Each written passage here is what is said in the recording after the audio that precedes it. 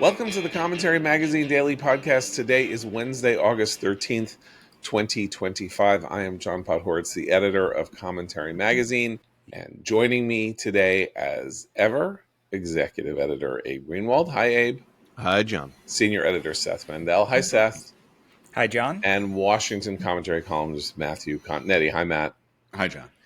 We have said not much about the coming summit on Friday in Anchorage between Donald Trump and Vladimir Putin, which has now been downgraded from a summit by the White House's press secretary to a listening exercise, which is interesting because the last time the word listening was used in this kind of context, as I recall, was when Hillary Clinton, in preparation for running for Senate from New York in 1999, went on a listening tour of New York State, which was a way of saying that she was going to go around and see if she could get support without actually ever giving a speech or saying much of anything or doing much of anything. Clearly, Donald Trump will be speaking a lot on Friday in Anchorage, maybe before, certainly after. We have been promised a press conference or a press availability of some sort after the meeting. Trump has also said that he will be getting on the phone the minute the meeting is over with Volodymyr Zelensky and with the heads of NATO, all of whom are extremely concerned that this summit will be some kind of a Yalta-like concession to Moscow and reveal a double cross in which we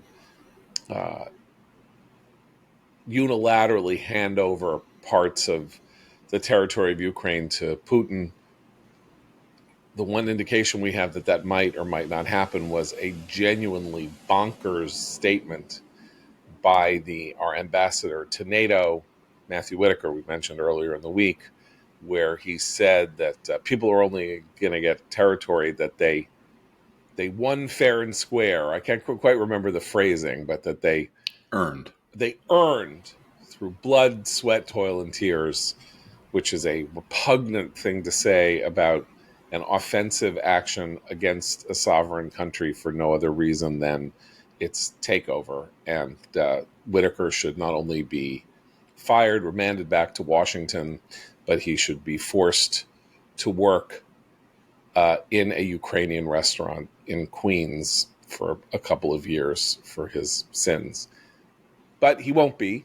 And we don't know whether he reflects the true view of the administration or whether these efforts to downgrade the importance of the summit that seem to be taking place now are a closer indication of the simple fact that Witkoff said, he really wants to meet with you. And Trump said, sure, let's meet. We'll meet. I want to do it on my grounds. I don't want to do it.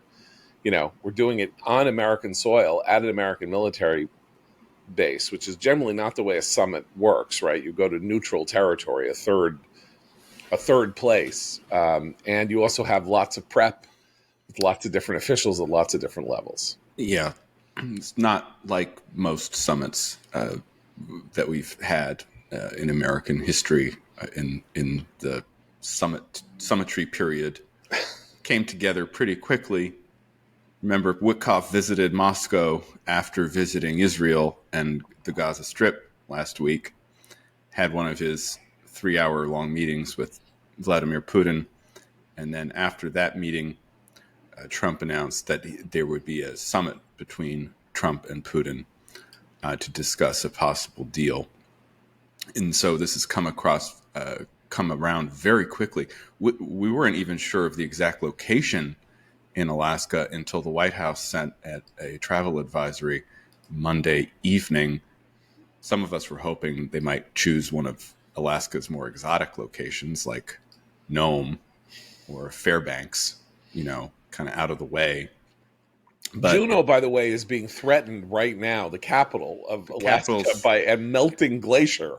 Juneau's, which may literally swamp Juneau. It could be Sitka. That would have connotations because I believe Sitka Mr. President, don't go ice fishing with Vladimir. Yeah, and Sitka, I think, was a Russian trading post. So it will be, it seems, in the military base in Anchorage. Trump downplayed expectations on Monday during his news conference announcing the takeover of the DC police. He said, "Look, I'm going to hear him out. Probably know within 2 minutes whether he's serious or not. And if he's not, I might just say okay and go," which raises the question of why he's going in the first place.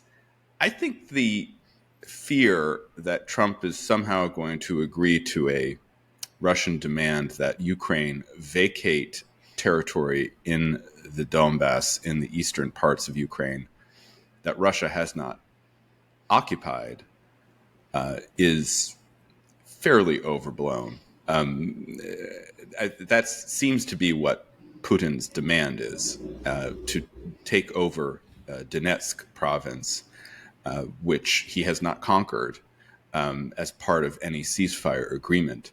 And this would be a terrible concession for a variety of reasons, including the fact that this area of Ukraine contains what's known as the fortress belt.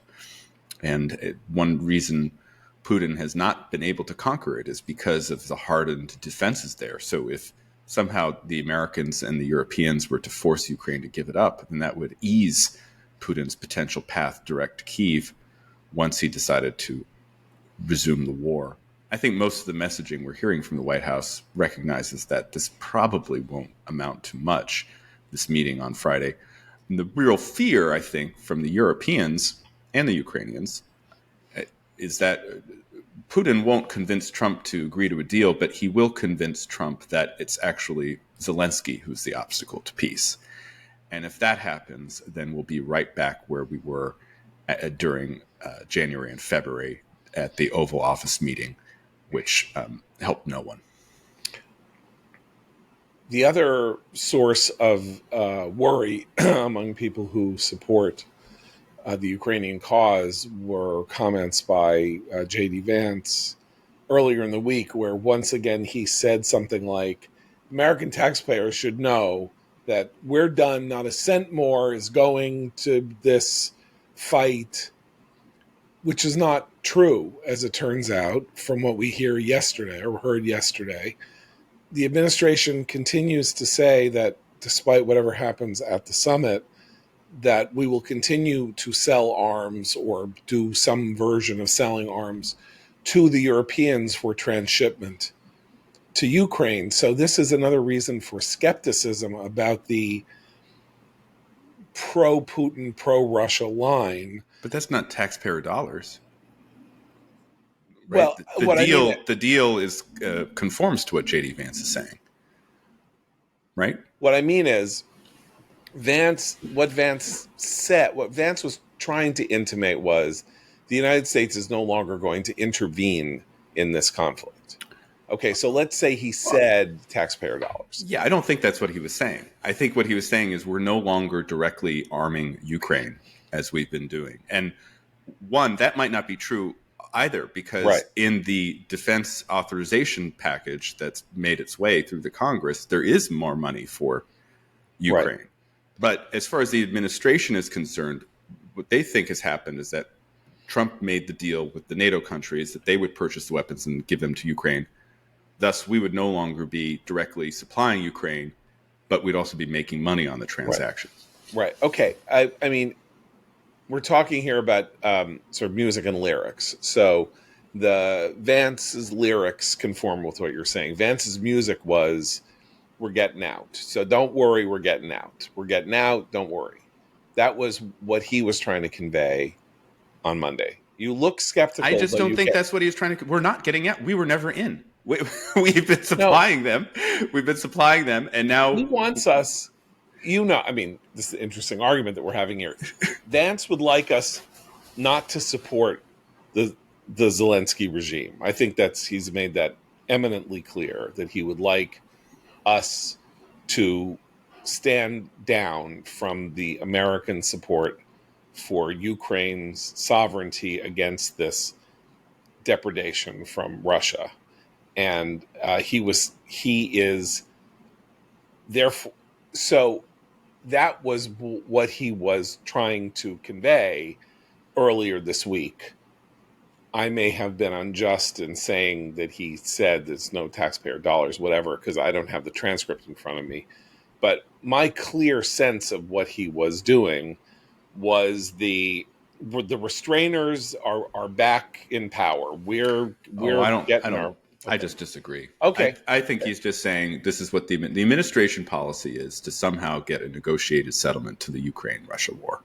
Right. And that is what Trump is doing. At the same time, Trump, other than the temporary pause in intelligence support and military aid following the White House blow-up, has basically continued American support for Ukraine. And has said not only that, but switched his tone, shifted dramatically. What was it, 6-7 weeks ago, when he basically said, Putin's arguing in bad faith. I don't trust him.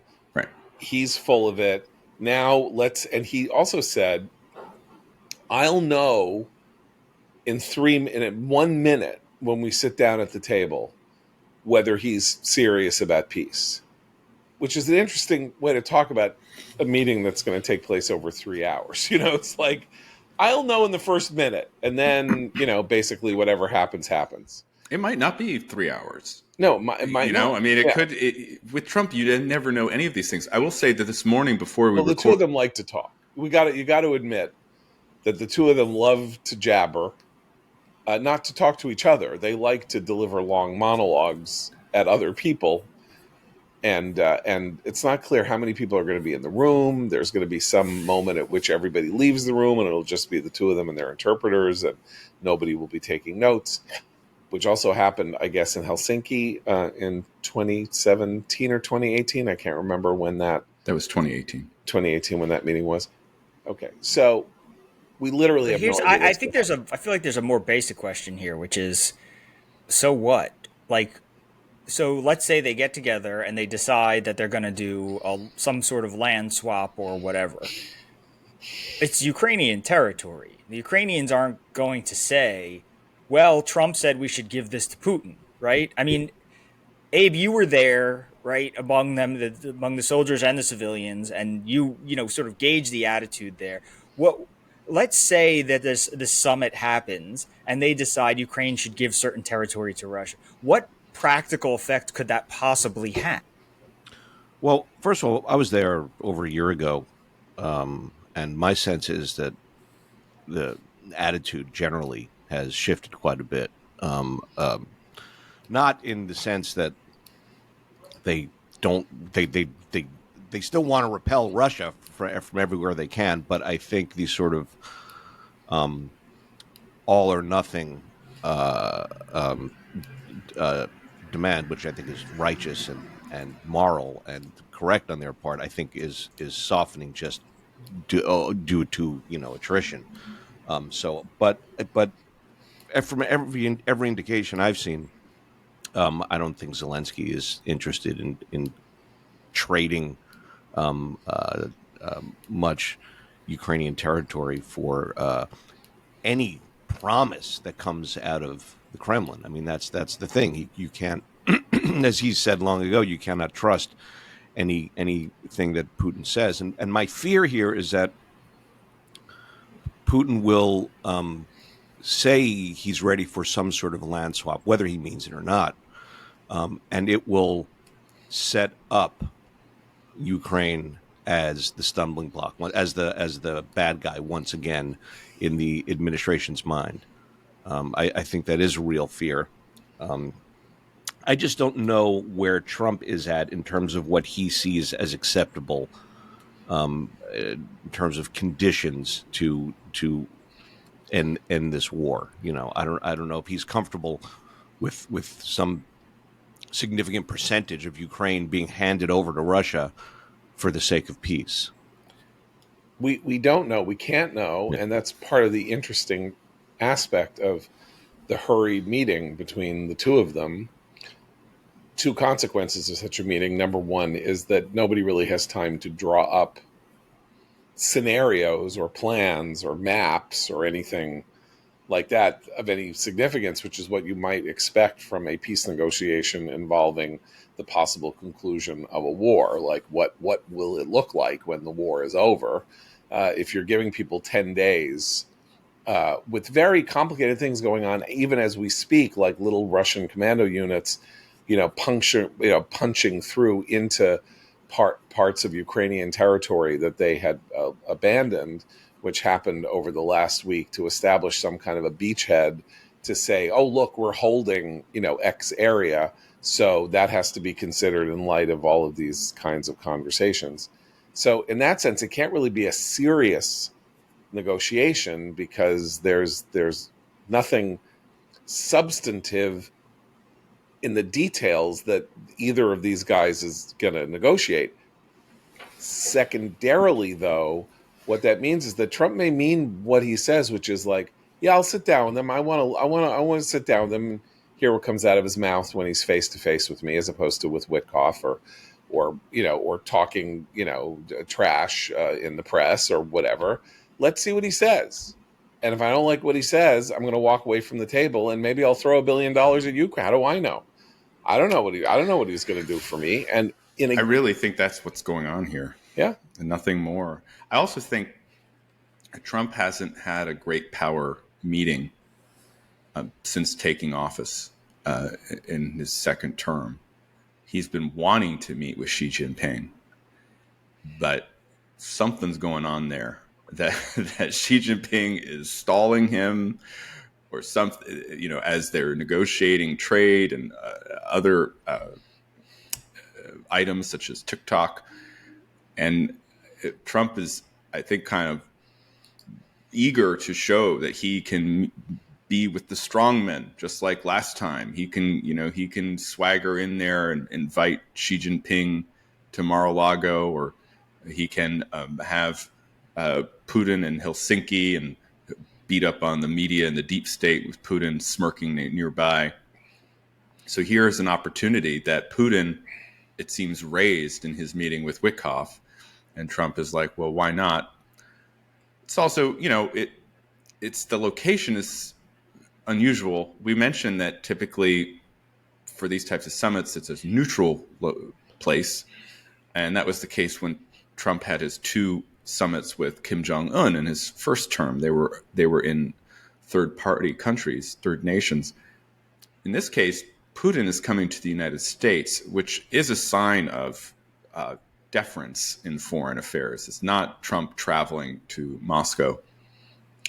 So that's another thing I think that Trump was like, okay, well, if he's going to come to Alaska, then that's fine too.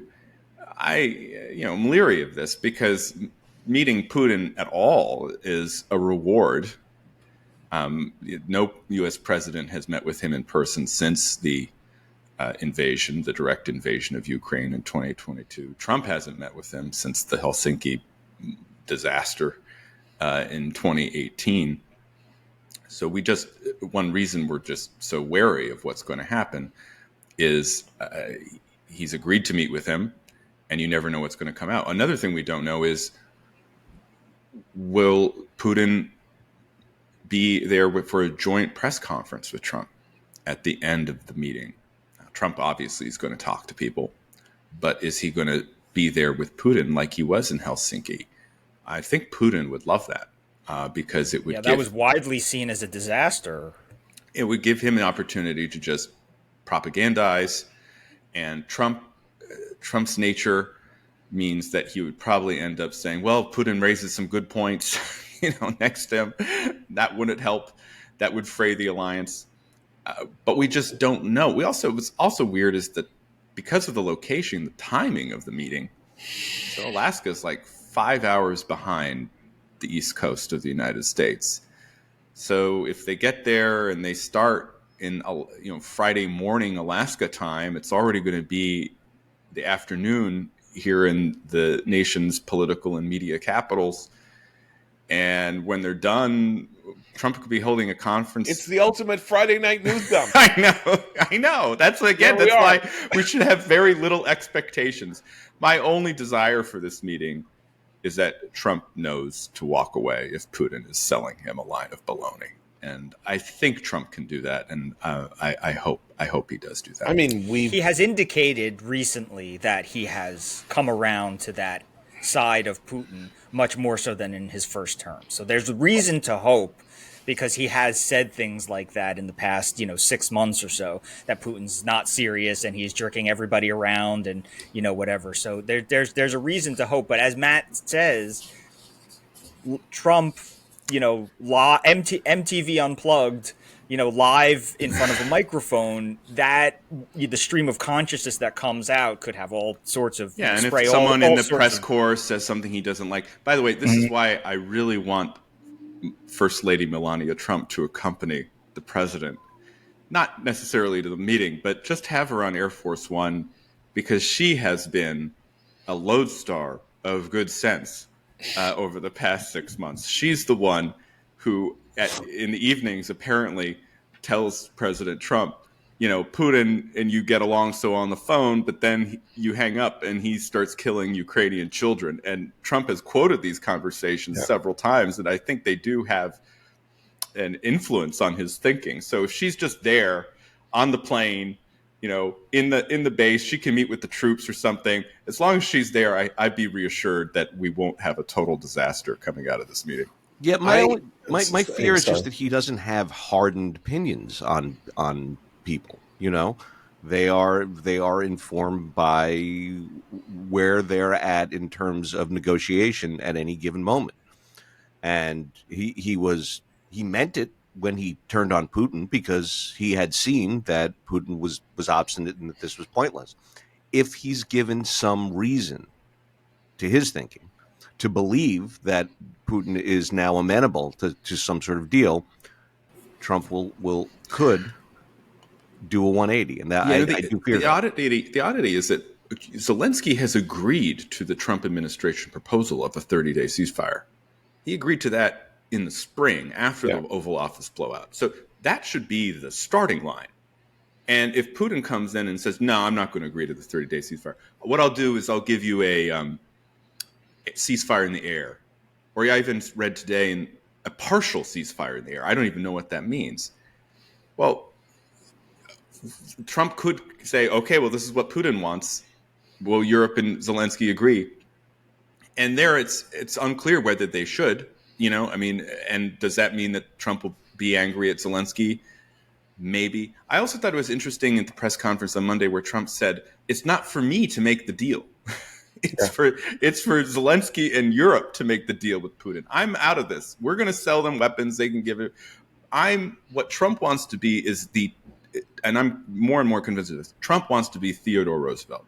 He wants to be the man with the bully pulpit, gunboat diplomacy, but at the end of the day, the mediator who wins the Nobel Peace Prize. And so he's had these string of what he sees as diplomatic accomplishments. Most recently, last week, having the presidents of Azerbaijan and Armenia in the White House agreeing to this settlement over the territorial fight they've been having for years. Which was bad for Russia, by the way. He kicked Russia out of the picture to do that. Yeah. He did it with Democratic Republic of Congo and Rwanda. He got Thailand and Cambodia to stop shelling each other. India and Pakistan were having border skirmishes earlier this year. He intervened. So he feels the wind's at his back, and he wants to have the same role here. The problem is that Ukraine wants the war to end, but Russia wants to end Ukraine. And you can't have a mediation when that's the case. Right. And he's also asked, there's Melania on one side, but the other shoulder, right? If we do the devil and the angel or whatever on the shoulder getting advice about Ukraine, the other shoulder sits Viktor Orban. He said this that's what he said at the press conference also. Trump said he asked Orban of Hungary if Ukraine could win the war, if Ukraine could still win. And Orban said, no, that's ridiculous. The Russians are war fighters by nature. They do this for a living. And so Trump seemed to find that rather convincing. So that's the other thing, is that he may accidentally talk to Viktor Orban or something 5 minutes before he sits down at the table, and that could influence the way he. The Russians are great at losing wars. They are. One thing you'd say about them is they are their record of losing wars is almost unparalleled. World War I, the Russo-Japanese War. By the way, we should mention when Matt said that he would like to be Theodore Roosevelt was the mediator that concluded the Russo-Japanese War in what was it, 1905. So I doubt that he knows the history of the Roosevelt intervention into the Russo-Japanese War, but he may have seen a documentary on the History Channel about it. It's possible, right? Exactly. This also, by the way, informs his belief in the Russian war machine, because he's watched all these documentaries about World War II. But you're right, and Roosevelt won either the first or the second or some Nobel Peace Prize for his role in mediating the end of the Russo-Japanese War. I think it is as likely for Trump to win a Nobel Peace Prize if he settles 20 wars this year. The dead Palestinian Hamas agent who was posing as a journalist is more likely to win the Nobel Peace Prize posthumously than Trump is for actually having created conditions. I have to tell you, I was skeptical he would ever win the award, but lately I feel as though his chances are rising. And here's why. The Europeans have decided that they want to the way to Trump's heart is to flatter him. And the way to get Trump on your side is to flatter him. And the current NATO Secretary General, Mark Rutte, of course, referred to Trump as daddy during the NATO summit, which Trump was loved, and Trump has been very supportive of NATO. In fact, just today, before we recorded the podcast, he truthed that he's going to have a call with the European leaders who are great people and want peace, right? So he's on their. So if you're the kind of deracinated Euro weenies who decide the Nobel Prize in Stockholm, maybe you're like, maybe Trump will get off our backs if we give him the Nobel Prize for all these different agreements he's made. That would be very interesting. But you bring on one last thing we should mention, which is that part of the sea change here in the tone of Trump relating to Russia and Ukraine was his hostility toward Europe and Western Europe at the beginning of the administration, and Europe's stalwart support for Ukraine in its struggle against Russia was leading him to have a kind of reflexive, well, if they want it, I'm against it. And then they had this Lovefest, in the late spring, NATO countries agreeing to elevate their defense spending to 5%, doing all this. And now Trump likes Europe, and therefore his view of Ukraine has softened considerably, because it's no longer this weird Europe is Biden and Europe and Ukraine. Merkel, right? He hated Merkel. Right, and Merkel's gone. Schultz is gone. Merz came to the White House, remember, and gave him the birth certificate of one of his grandfathers. And he had a nice time with Starmer. He says he likes Macron. I mean, this has been a pretty startling change from how aggressively hostile he was toward Europe in the first term and in the first month or two of the administration. And that has had a huge impact on how he, I think, talks and thinks about Ukraine. Now, and, just to pick up on that, because it's a great observation, at the same time, our relations with the Indo-Pacific have been de-elevated. Mm-hmm. And so if you looked at the first Trump term as one where Trump was a China hawk, we were creating the Indo-Pacific Quad, Trump's relationship with Shinzo Abe of Japan was extremely strong. He was really building ties with Narendra Modi, the Prime Minister of India. And at the same time, he hated the Europeans, right? Now, it's reversed. It's remarkable to see how it's reversed. The Japanese do not know what to do. They're in a kind of a political crisis of their own. This new Sanseito party, the Japanese MAGA, they're rising.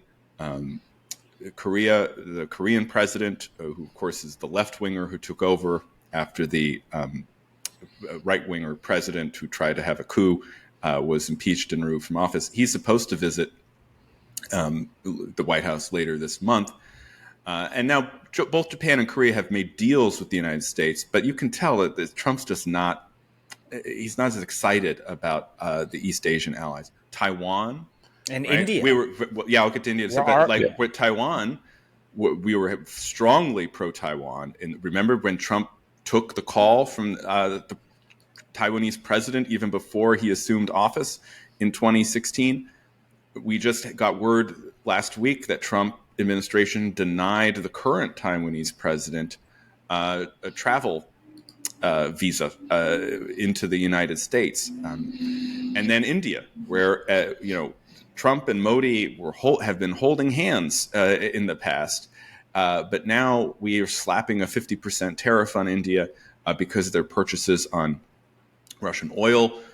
The agreement I mentioned earlier that Trump mediated between India and Pakistan is thought to favor Pakistan, and Trump has talked up the Pakistani military chief recently as well. So there has been this sharp field reversal in the first 6 months of the second administration.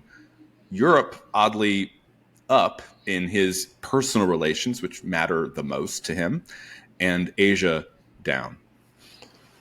It's very hard to read what all of this means. I will commend to people's attention an article in the September commentary, now available on our website, by a new contributor, Mike Burke, who is a British academic living in Japan, about Japan's the importance of Japan's military role in the Pacific and the quiet alliance between Japan and the United States on military matters. It's pretty eye-opening because it is very quiet, and Japan, of course, has a constitutional amendment that obliges it essentially to be pacifist in the wake of World War II, but of course cannot really hold to that in the long run with the threat from China. And so this piece goes into how Japan is seeking to strengthen its ability to project some power and project power on behalf of the anti-Chinese West, in the Far East, with significant connections and collaborations with the Pentagon. I only bring that up because it's an argument I really haven't seen or sort of laid out anywhere else, and it's well worth your time. Why don't we shift? And there's so much to talk about in relation to Israel, the United States, anti-Semitism, the universities, and the cultural war against Israel. I barely know where to begin. Well, you think about where to begin. I'd like to just put in a word about the commentary YouTube channel. Oh, yes. I just to update. Yeah, we're doing it in the middle here. It's good. We're doing it in the middle because I have an enticement at the end of my remarks. But yes, we're doing it in the middle because I'm just doing a mid-show checkup here. We are now at 19,900 subscribers, which means you people. Could be fewer than 100 people away from reaching our goal set earlier this summer of 20,000 by Labor Day. 20,000 people subscribing to our commentary YouTube channel. That's remarkable. We're going to have a reward. And so I once again want to encourage everyone, visit the commentary YouTube channel, subscribe, like our videos. You don't have to watch them, but if you do watch them, indeed, if you have watched today's episode on YouTube, you will have seen Abe Greenwald struggle with the most dramatic coughing fit that I've watched in sometimes. You seem to be okay now, Abe. Yeah, I apologize. Okay. But that's subscribe to make sure that Abe is okay. It's exactly. like Peter Pan where you clap. Yeah, that's right. If you don't subscribe to Abe, is going to have a horrible coughing fit.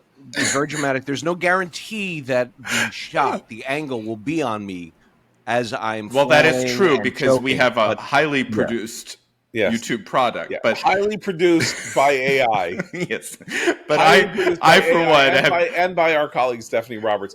But I do want to say it is an amazing thing that when we started talking about this at the beginning of the summer, we had about 7,000 subscribers, and we're up would appear to be about 13,000 subscribers, which means that we have, you know, I'm not doing math again, but it's a dangerous territory. It's a 200-300% increase, and that's all due to you guys. And thank you. And people do seem to like watching us. I continue to puzzle at this whole medium, it's just another version of a TV chat show, and I understand why you want to watch us rather than Joy Reid and Simone Sanders, or the conversation between Joe Scarborough and I think Simone Sanders, when Joe Scarborough said, "Do you feel don't you feel like you need cops to keep people safe? You don't feel safe if there are more cops. You don't feel safe if there are more cops." And she said, "I'm a black woman," which, by the way,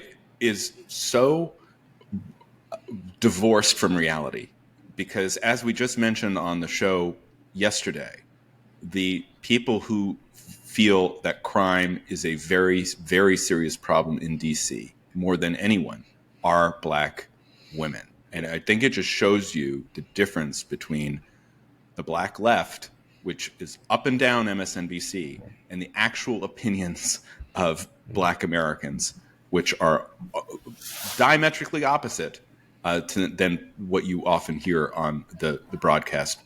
And this is And the mayor is a black woman who has taken a very different tone than most of the commentators and politicians. She shifted her tone last night. Somebody read her the Riot Act, and now she said Trump is bringing fascism to D.C. Oh. What she said in the morning, yesterday morning, was, look, Constitution gives him the right to do this, which it does, and so does legislation, the home rule legislation before Congress, and so I can't stop it, and he's got the right to do it. And then last night she said, "Oh, woe betide us! It's the Reichstag fire, and all evil is coming to our shores."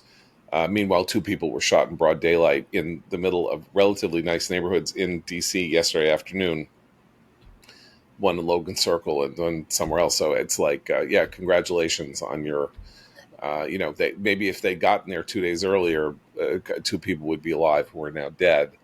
It's a whole other interesting topic about how far. Are you? Can I ask you a question on this? Are you surprised at how interested the country is in the DC crime takeover story? I'm amazed. I thought that this was just going to be a Trump thing. Yeah. He announced it, and then next day we'd be talking about some other outrage. But I think everyone is really keyed into this story.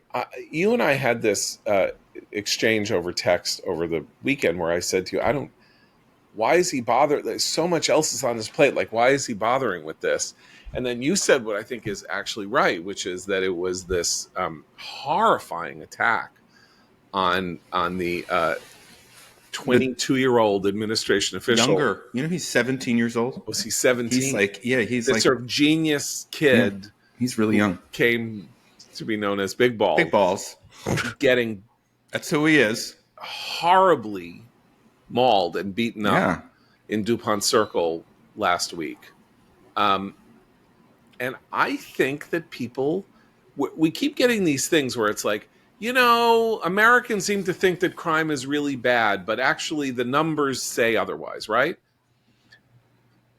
The parallels to inflation here are really significant, which is to say, the Biden people would say inflation, or it's not really that bad, or historically it's not that bad.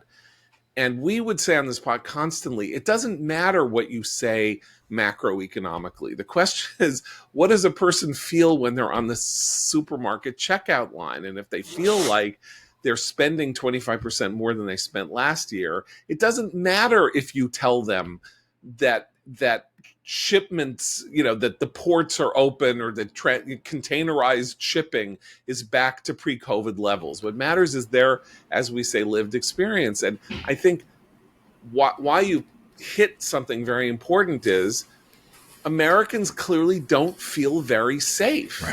Right. They don't, and you can't talk people into feeling safe. Now, why people, the vast majority of whom don't live like where we live. Like I live in a city that is less safe than it used to be, and I told the story yesterday about being menaced on a subway car with my son in tow.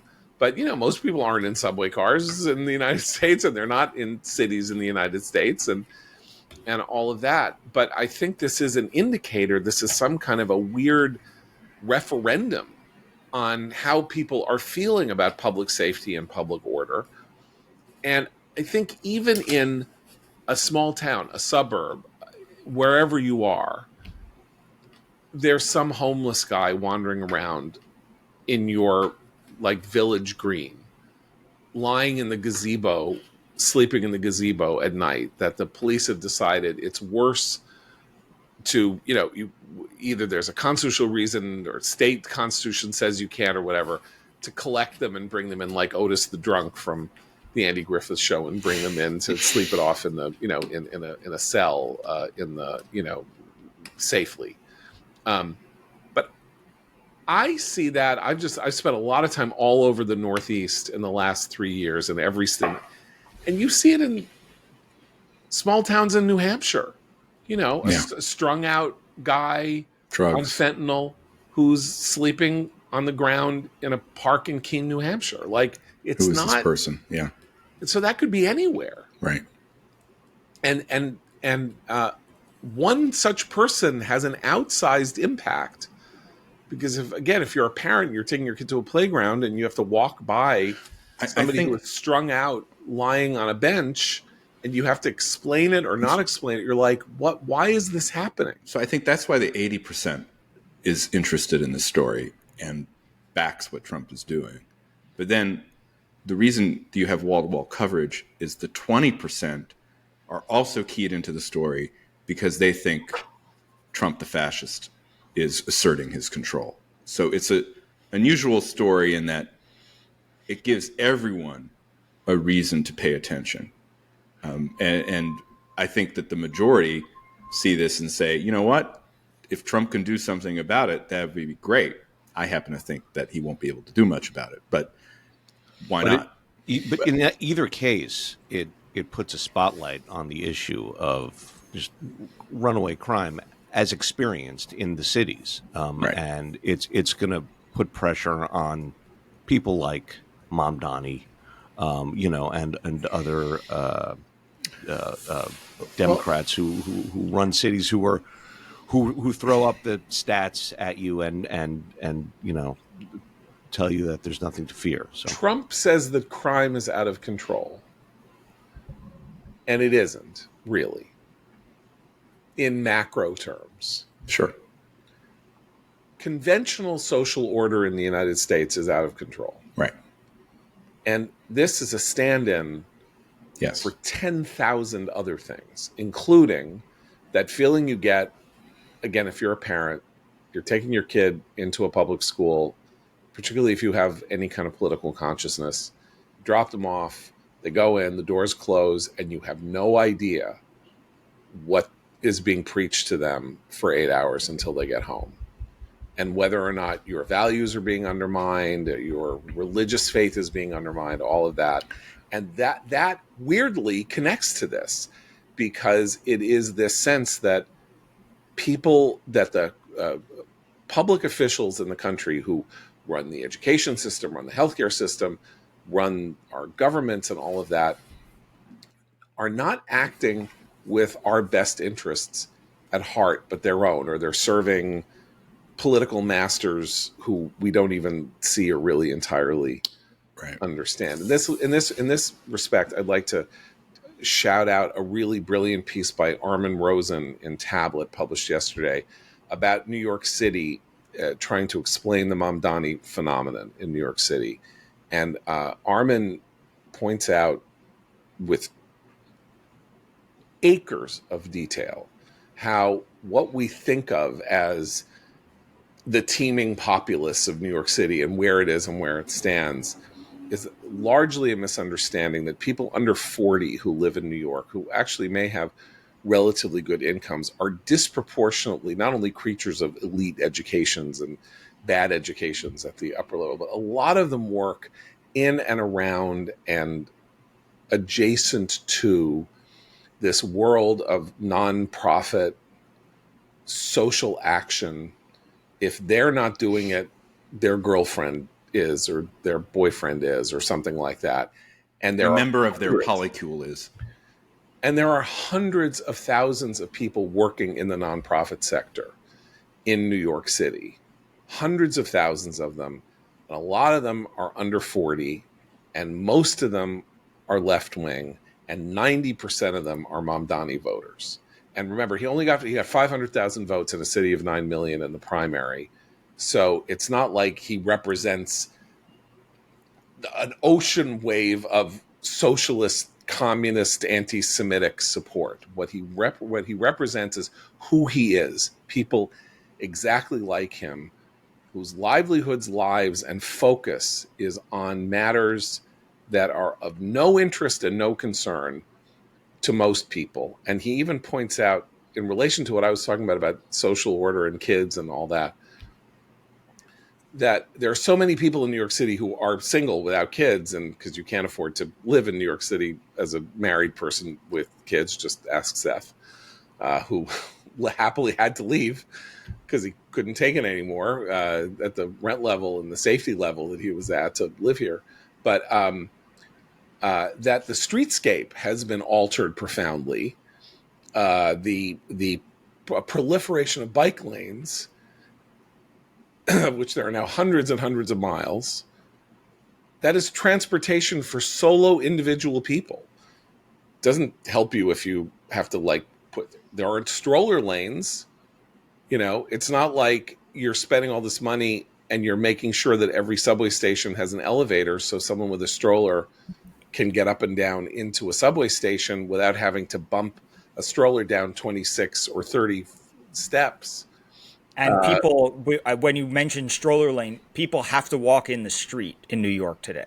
You have to, because of the sheds, the construction sheds, and things like that. So, it pushes foot traffic into the street. So it's not a joke to say there's no lane for walkers. Sometimes there is no place for people to walk. Right. So all I'm saying is that this world of the 20%, Matt, that you're talking about, is an incredibly powerful 20%. It's a disproportionate 20%. It is the most highly educated people.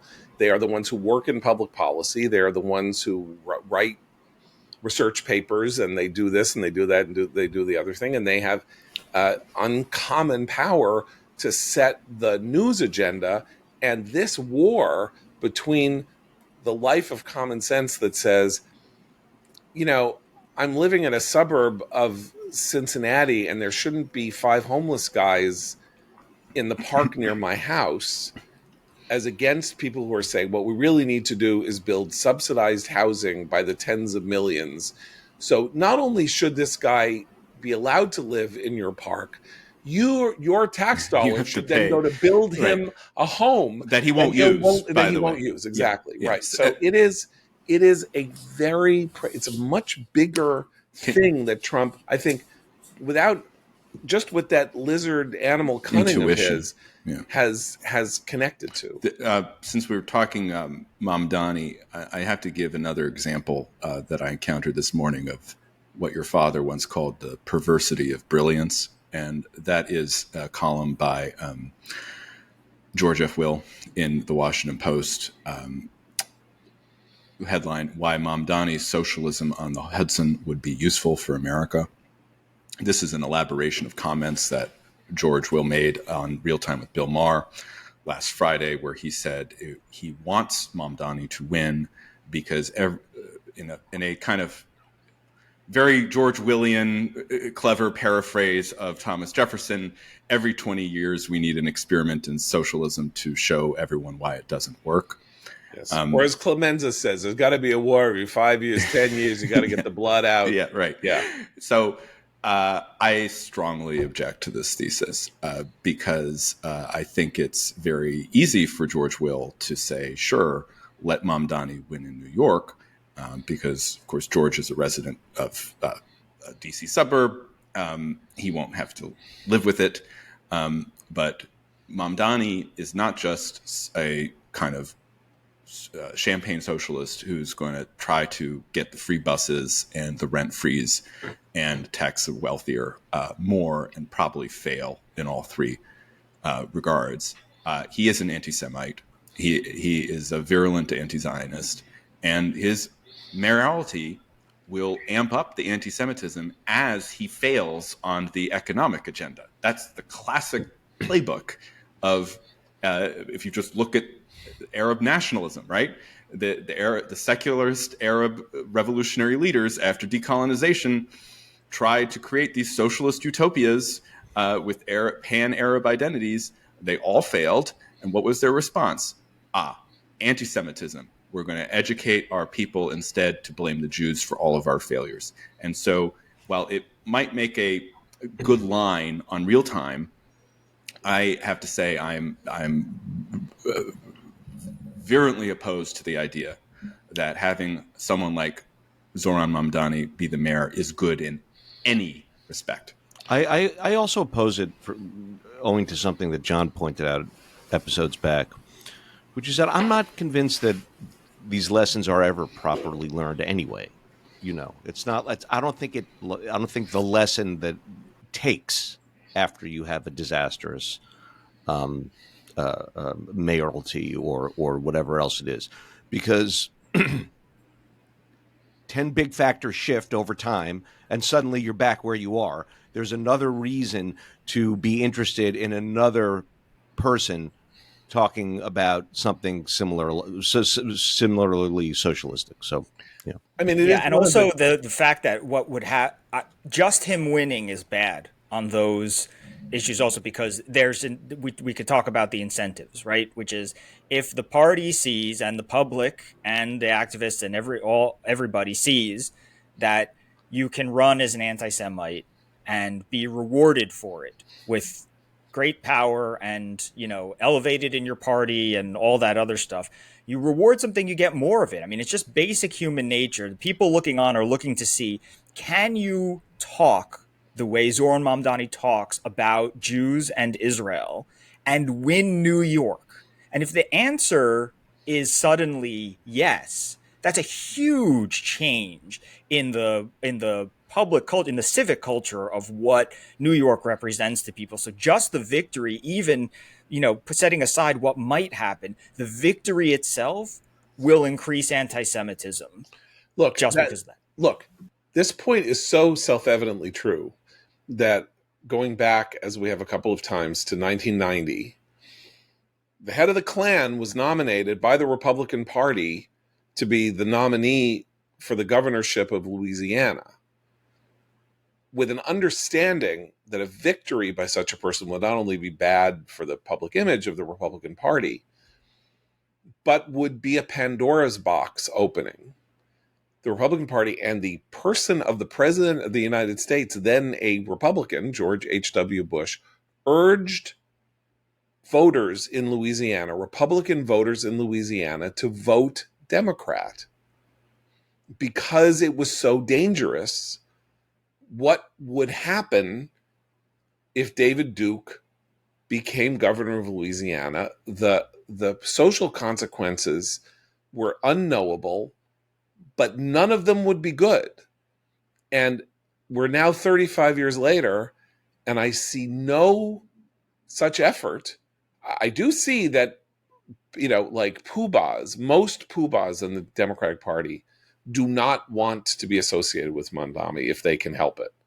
But that's a different thing from Chuck Schumer, the minority leader of the Senate, and the senator from New York saying, we cannot allow this person to be mayor. You must vote for Eric Adams, or what? I don't know what he should say, because it's a very difficult set of circumstances. But it's difficult. But there are three Democrats running in the race, and that should give Democrats more of a path. Because unlike HW, they don't have to say vote for the other party. And it will, by the way, because when the voting tally comes to bear, Mamdani will likely get, a very small, he will not get a majority of the vote. He'll end up at 35, 37, 38% of the vote or something like that. It doesn't matter. what you're pointing out is it's this shift in the public consciousness that you can succeed, and it was understood when there was some idea that there needed to be some kind of parties had a prophylactic role in preventing the worst outcomes so that the future would be more stable. And this, of course, introduces a note of crazy instability. The other thing I'll say about this is it's 20 years now since the brilliant diagnoses began by Walter Russell Mead of the failures of the blue state model. Around 2006 was when Walter started writing about the blue state model.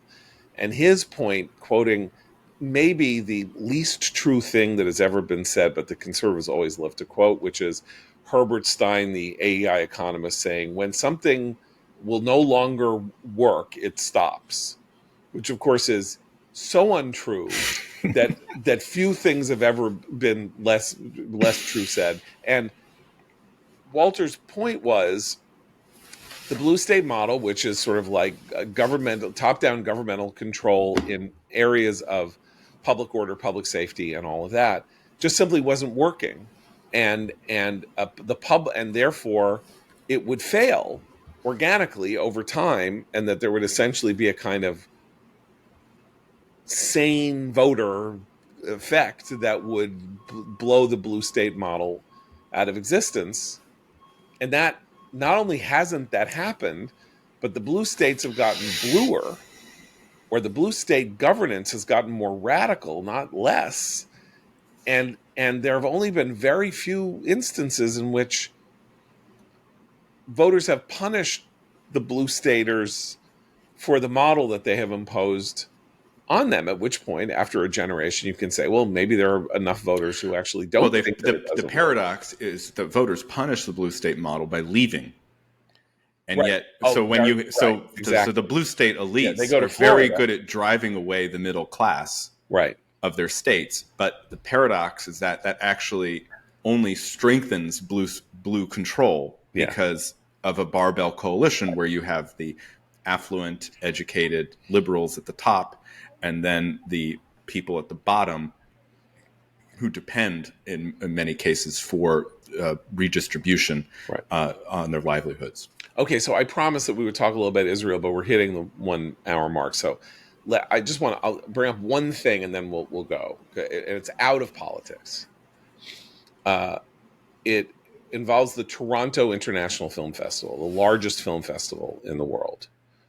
A documentary has been made, the name of which I don't have in front of me, but it is the story of Amor Tibon, the retired Israeli general who, upon hearing of the October 7th attacks, it's Amir's father. Noam Tibon. That's right. Excuse me, Noam Tibon.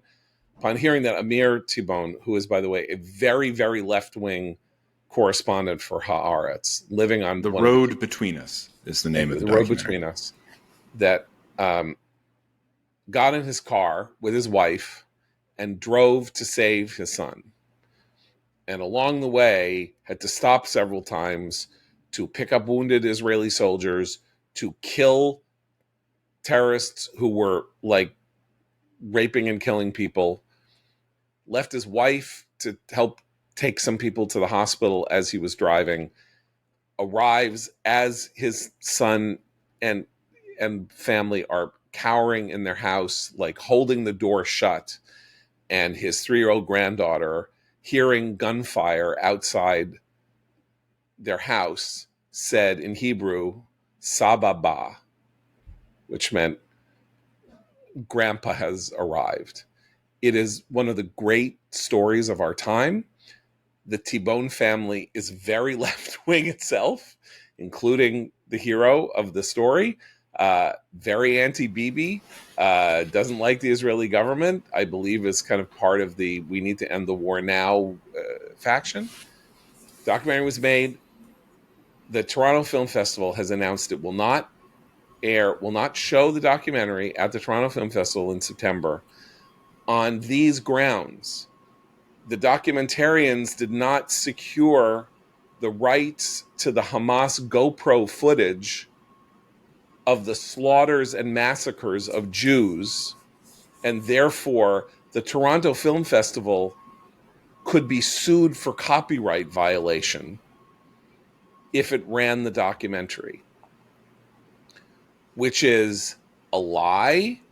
Either the people in Toronto are terrified of demonstrations, and as we've seen, Toronto has become a charnel house of Muslim anti-Semitic activity, or they do not want to show this documentary themselves because they are anti-Semitic pieces of filth, one way or the other. And talk about the shift in the Overton window here, that documentaries, which of course have become the, I don't know what you would call it, the sort of like the currency, the coin of left-wing propaganda over the last 20 years. Here's one that tells a different story that is in some ways not all that political. It is literally a story of astounding personal heroism on the part of a 61-year-old man. In fact, I had the opportunity to hear Amir T-Bone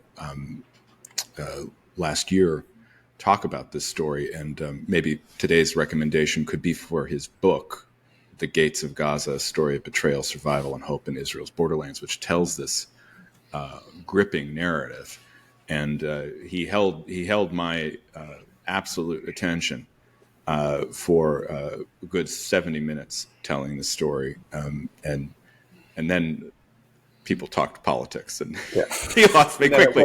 But the book is this story which everyone should read. Anyway, if we have now Can moved. I add one thing about the statement, just from the Toronto International Film Festival statement that caught my attention in the piece. The statement is that, blah blah blah, because general requirements for inclusion in the festival and conditions that were requested when the film was initially invited were not met, including legal clearance of all footage. And then they said this: the purpose of the requested conditions was to protect TIFF, Toronto International Film Festival, from legal implications and to allow TIFF to manage and mitigate anticipated and known risks around the screening of a film about a highly sensitive subject matter, including potential threat of significant disruption. To me, the inclusion of this language was the giveaway. That this is, they found a bureaucratic line to a T that wasn't crossed or an I that wasn't dotted as an excuse, but that's a pretext. The inclusion of the line about the disruption was because they had been speaking with the filmmakers about the filmmakers making sure that there was enough security, and the filmmakers making sure that if TIFF got sued or if something happened there, whatever, they were indemnified. But the protests were a foregone conclusion, and in the end, TIFF clearly got cold feet based on the protests and the level of possible violence that could take place at this screening. And I think you don't include that phrase unless it plays a really important part, because if this were only copyright, you would just say they don't have the copyright, so they can't show the film. Instead, they wind around and they make it clear that there's a big part of this that has to do with their fear of what will happen at the festival itself when they show the film. And this is part and parcel of the darkest side of the Overton window shift that people are not properly discussing, which is the intimidation,